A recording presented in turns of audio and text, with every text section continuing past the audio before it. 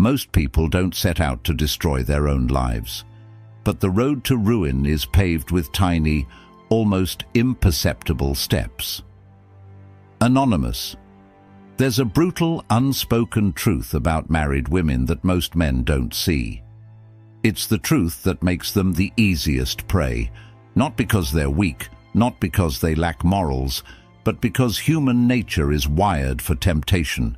No one wakes up one day and says, "I think I'll betray everything I've built." Number. It happens in the smallest moments, the innocent conversations, the lingering glances, the way her heart beats just a little faster when she gets a text from someone who isn't her husband. Psychologists have studied this for decades. They call it the slow erosion of boundaries, one step at a time, one thought at a time, until one day she looks in the mirror and doesn't recognize the person staring back at her. So why are some married women so easy to lure in? And more importantly, how do they justify it to themselves? That's exactly what we're about to expose. Let's begin. 1. The unspoken void. Why some married women seek external attention. The great marriages are partnerships. It can't be a great marriage without being a partnership. Helen Mirren. Marriage, at its best, is a bond that withstands time, trials, and temptations. But not all marriages remain as strong as they once were. Some women, despite having taken vows, find themselves drawn to attention outside their marriage, and most of the time, it's not about physical attraction alone. It's psychological. And the biggest mistake people make is assuming that these women are looking for an escape. In reality, many of them are simply searching for something they lost along the way. Human beings are wired for connection. Women, in particular, have a deep-rooted need for emotional intimacy, not just physical presence. In the beginning stages of marriage, this intimacy is strong. The late-night conversations, the stolen glances, the feeling of being seen, it's intoxicating. But over time, routine takes over. Suddenly, life becomes predictable. The deep conversations turn into logistical discussions about grocery lists and household chores. Passion gives way to duty, and worst of all, she starts to feel invisible. This is where the danger begins. Dr. John Gottman, a renowned relationship psychologist, explains that the silent killer of relationships isn't conflict, it's indifference. When a woman no longer feels noticed by her husband, her subconscious mind starts seeking validation elsewhere, sometimes without her even realizing it. People will do anything to avoid being lonely, even if it means losing themselves in the process. Mitch Albom. A simple compliment from a stranger. A conversation with a man who actually listens. A moment where she feels interesting again, and suddenly, that tiny interaction feels like oxygen after years of suffocation. Marriage comes with responsibilities, predictability, stability. But the downside of stability is that it often kills excitement. In psychology, this is called the Coolidge effect, the idea that novelty is what triggers desire. People, both men and women, are drawn to the excitement of the unknown.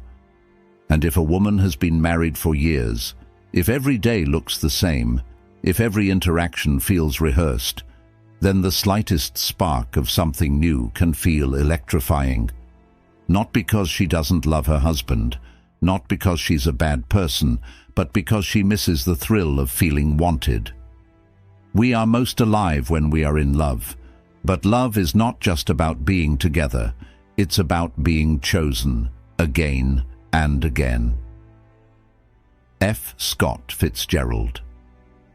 When a woman feels pursued, when she feels like she has power over a man's desire, it reminds her of a version of herself she thought was long gone.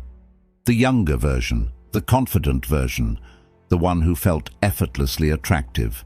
And so, even if she never intends to cross any lines, she might start walking closer to them, because in those fleeting moments, she feels alive again.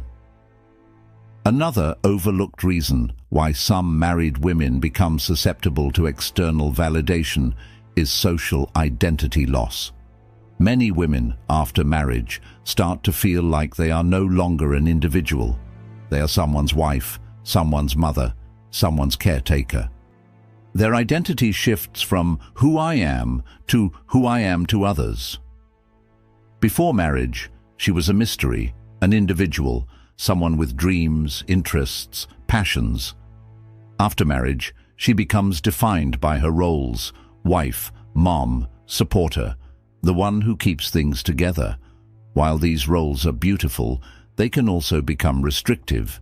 If a woman no longer feels like her own person, she might start seeking out interactions that make her feel separate from her role.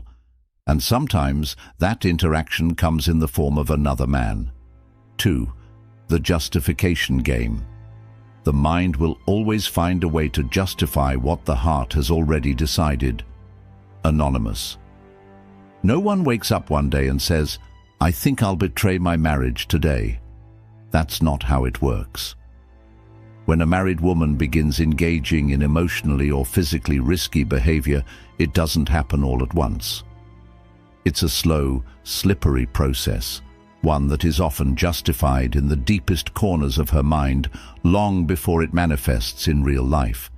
Because the truth is, guilt is an unbearable weight. And if someone can convince themselves that what they're doing isn't really wrong, they no longer have to carry that weight. So how does this happen? How do married women rationalize crossing the line? At first, everything feels innocent. It's just a little attention. What's the harm? I'm just talking to him. There's nothing wrong with that. It's not like I'm cheating. I'm just enjoying the moment. The human brain is a master of self-deception. If something feels good but goes against one's moral values, the brain creates excuses to bridge the gap. Psychologists call this cognitive dissonance, the tension that arises when our actions contradict our beliefs. And when that tension becomes too much to bear, the mind bends reality to protect itself. The easiest person to fool is yourself. Richard Feynman. So, a woman who was once completely loyal starts playing mental games. She downplays her actions. It's just flirting. It's not like I'd actually do anything. She shifts the blame. If my husband paid more attention to me, I wouldn't need this. She compartmentalizes. This has nothing to do with my marriage. This is just something separate for me. But here's the kicker. The more she justifies, the further she'll go. For many married women, the first betrayal isn't physical. It's emotional. This is what makes it so dangerous. With physical cheating, the lines are clear. There's no gray area in kissing, sleeping with, or intimately touching another man. But an emotional affair, that's where things get blurry. Late-night texts, conversations that go deeper than they should, sharing personal struggles with another man instead of her husband. At first, she tells herself, it's just emotional. There's no harm in talking. But emotional intimacy is powerful.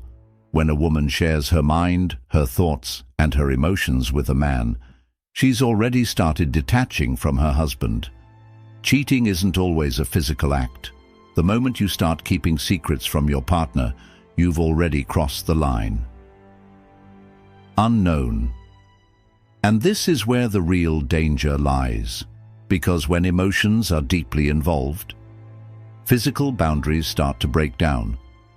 The "I deserve this" justification.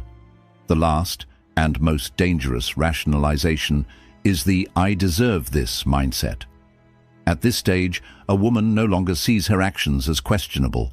In her mind, they are justified. I've sacrificed so much for this marriage. I deserve to feel good again. He's ignored me for years. If he doesn't care, why should I? I've been faithful for so long, and it's gotten me nowhere. What's the point? This is the point of no return. At this stage, the emotional connection she's formed with another man feels more real than the marriage itself. Her mind has fully convinced her that stepping over the line isn't betrayal, it's justice. And once a person believes something is justified, nothing can stop them. The reason married women sometimes become the easiest prey isn't because they are weak-willed or immoral. It's because the human brain is wired to rationalize what feels good. It starts with small excuses, tiny justifications. But if left unchecked, those justifications turn into actions. And once the line is crossed, there's no going back. 3. The breaking point. The chains of habit are too weak to be felt until they are too strong to be broken. Samuel Johnson. Every story has a point of no return, a moment where there's no more just talking, no more innocent flirting, no more rationalizing. The game is no longer a game, it becomes real. And the scary part, most women don't even realize when it happens until it's too late. In psychology, there's a concept called threshold theory. It explains why people who swore they'd never do something eventually end up doing it. Because the hardest part isn't doing it, it's doing it the first time. The first time she sends a message she knows she shouldn't send. The first time she meets up with him just as friends. The first time she feels his hand linger a little too long and she doesn't pull away. That's the moment where everything shifts. Because after that first time, the second time is easier. What we do repeatedly, we become. Aristotle. And before she knows it, what once felt forbidden starts to feel normal. Here's the biggest lie people tell themselves when they're on a dangerous path. I can stop whenever I want. But can they? Not really. Because once something triggers an emotional response, it becomes addictive. Neuroscientists have found that romantic and sexual attraction activate the same brain pathways as drug addiction. The dopamine rush of a new connection feels intoxicating, like a hit of something she didn't even realize she was craving. So even if she tells herself, this is the last time, she'll find a reason to go back. Because at this point, it's no longer about the other man, it's about the feeling she gets when she's with him. At first, lying feels unnatural. The first time she hides a message, the first time she makes an excuse. The first time she feels her heart race when her husband asks, "Who are you texting?" It feels wrong, but the human mind is terrifyingly adaptable. And after a while, the guilt turns into strategy. She gets better at covering her tracks. She compartmentalizes so well that she doesn't even feel guilty anymore. She starts believing her own lies, and this is where things spiral. Because the longer the secret exists, the harder it is to escape. She might tell herself, I'll end it next week, next month, soon. But weeks turn into months, and by the time she realizes she's trapped in her own web, it's too late. Here's the final shift that happens in a woman's mind when she's gone too far. She stops seeing her marriage as her primary relationship. Her husband becomes the other man. The real connection, the real passion, the real intimacy, it's happening elsewhere. At this stage, even if she hasn't physically crossed the line, her heart already belongs to someone else. And when that happens, there are only two ways the story ends. She gets caught. She eventually walks away from her marriage, unable to live a double life anymore. So why are some married women the easiest prey? Because they're not looking to cheat. They're looking to feel something they lost. And once they find it, walking away feels impossible. Not because they don't love their husbands, but because they've convinced themselves that what they've found is something they'll never get back at home. And once that belief settles in, nothing will ever be the same again. So if you understand this truth, you hold power. The power to see what others miss, the power to read between the lines, the power to recognize the silent signals before they turn into something irreversible. And with that knowledge, you'll never be blind to the game again. This is Stoic Guide. Until next time, take care and see you in the next video.